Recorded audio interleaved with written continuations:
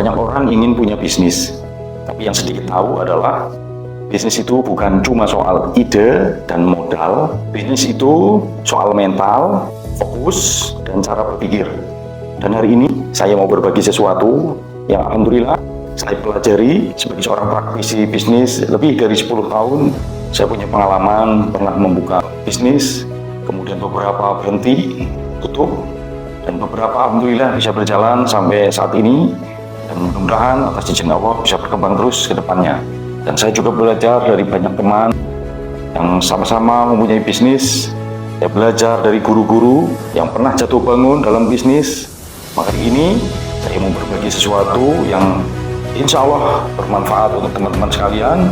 Biasanya sebagai pebisnis pemula melakukan 3 kesalahan fatal. Apabila tidak disadari dari awal, 3 hal ini bisa membuat bisnis jalan di tempat, bahkan berhenti di tengah jalan.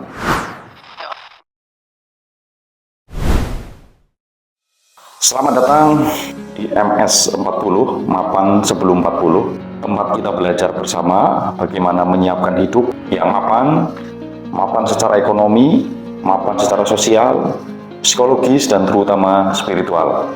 3 kesalahan fatal yang biasanya dilakukan oleh pebisnis pemula. Yang pertama, melakukan semuanya sendirian. Teman-teman MS 40, kesalahan pertama, melakukan semua sendirian. Banyak pebisnis pemula berpikir, saya bisa kok sendiri, saya mampu kerja keras, saya mampu mandiri. Bahkan lebih ekstrim lagi, ngapain saya harus berbagi uang, berbagi keuntungan kepada orang lain? Saya bisa kok kerjakan sendiri, keuntungan bisa saya nikmati sendiri.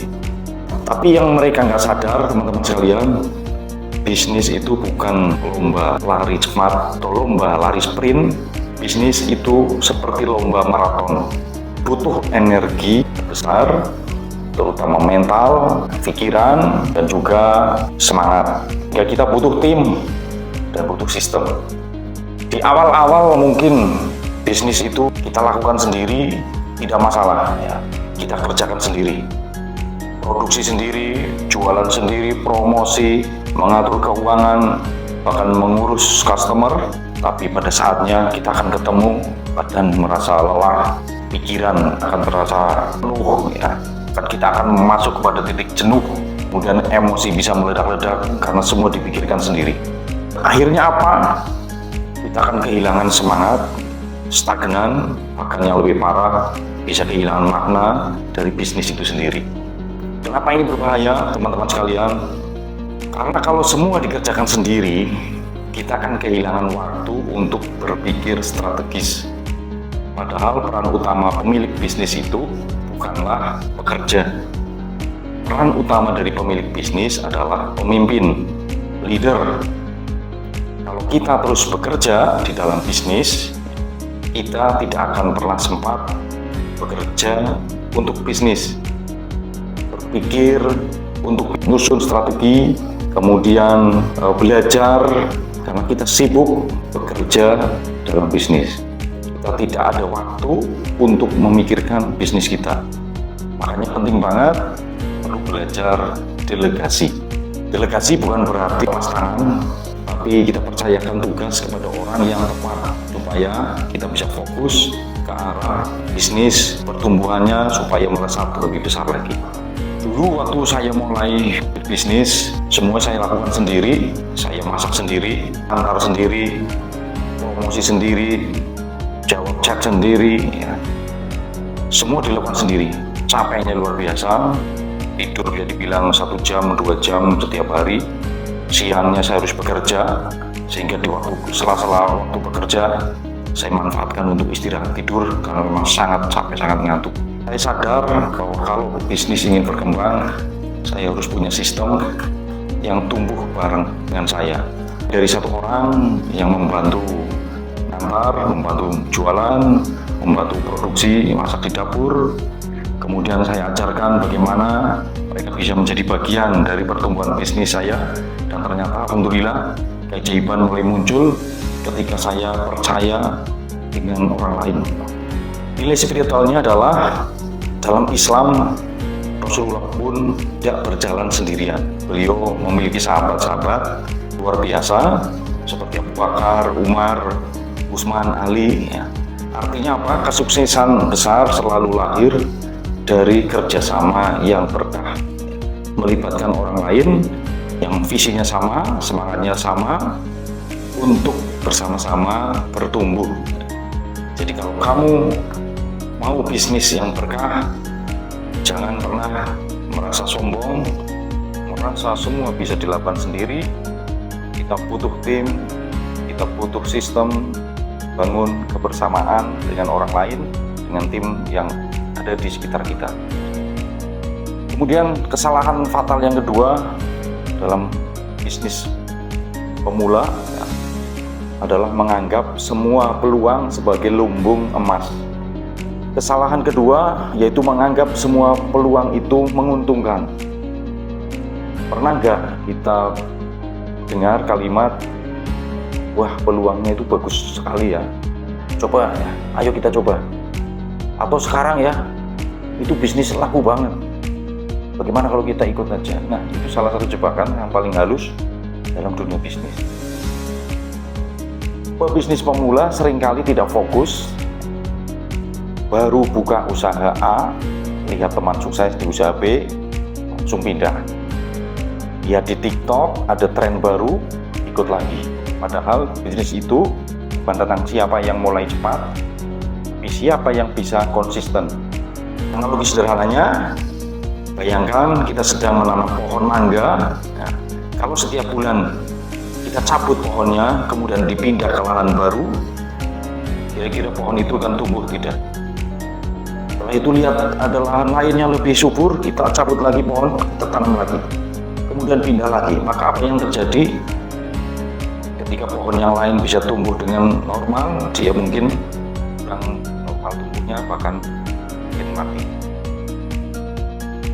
Begitu juga dalam bisnis, kalau kita terus pindah-pindah, kita nggak sempat belajar, kita nggak sempat berpikir dalam, kita nggak sempat membangun sistem, mempelajari kelemahan, kekuatan, peluang, kita nggak bisa berpikir, menganalisa ya, dan memperkuat reputasi bisnis kita.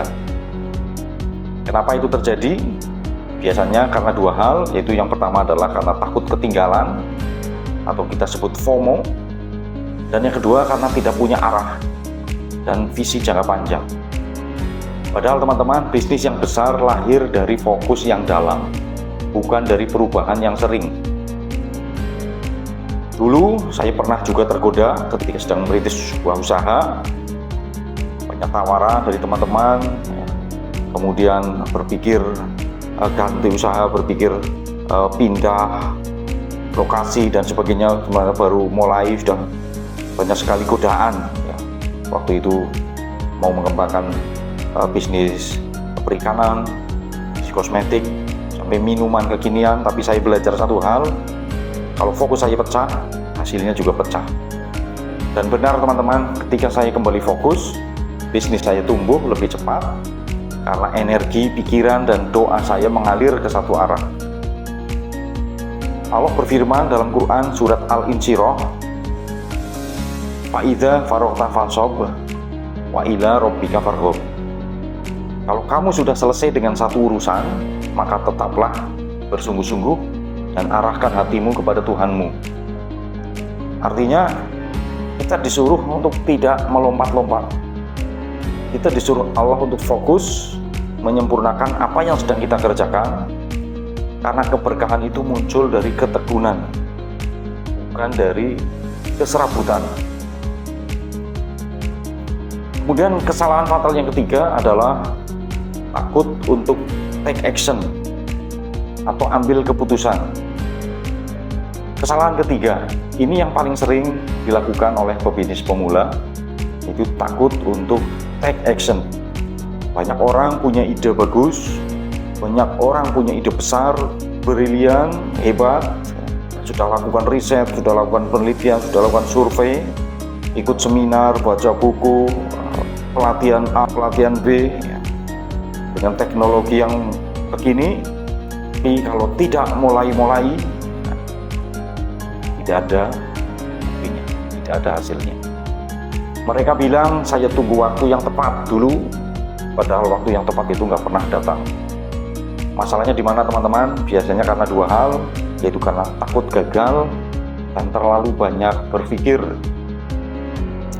Padahal kegagalan itu bukan akhir, itu bagian dari proses belajar. Kita tidak akan bisa sukses tanpa salah langkah dulu.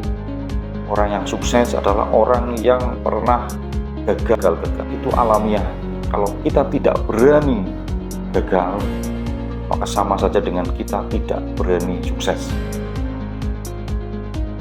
Kalau kamu mau belajar naik sepeda, kamu pasti jatuh dulu. Dan kita siap untuk jatuh.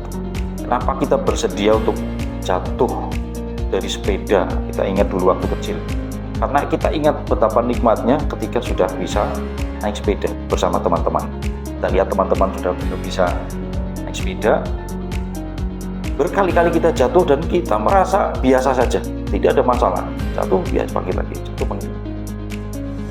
Karena kita kalau pengen bisa naik sepeda, ya kita harus merasakan pernah jatuh. Dan mungkin lecet-lecet, bahkan kepala bocor. Ketika sudah sembuh, latihan lagi, jatuh lagi, dan biasanya justru malah menyenangkan, menjadi pengalaman berharga. Tidak ada perasaan kapok ya, untuk belajar sepeda. Begitupun di bisnis. Kalau kita ingin jago sepeda, kita tidak cukup hanya dengan nonton YouTube cara berlatih sepeda, cara mengayuh sepeda yang benar. Kita harus naik sepeda dan kita harus jalan. Kita harus paksakan diri kita untuk mencoba untuk jalan. Waktu pertama kali saya ke cabang baru, jujur ada perasaan takut, ya. Takut rugi, takut gagal, takut nggak sanggup. Tapi akhirnya saya sadar ketakutan itu cuma ada di kepala. Itu saya jalan, ternyata semuanya bisa diatasi satu persatu. Nilai spiritualnya teman-teman, Allah tidak menilai hasil tapi usaha.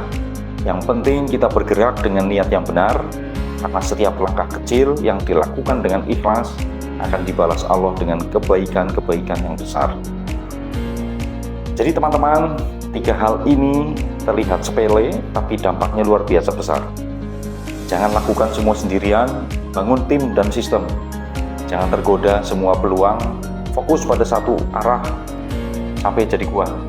Jangan takut untuk take action, karena kesempurnaan hanya datang lewat proses. Bisnis bukan tentang siapa yang paling cepat kaya, tapi siapa yang paling konsisten, tenang, dan bertumbuh.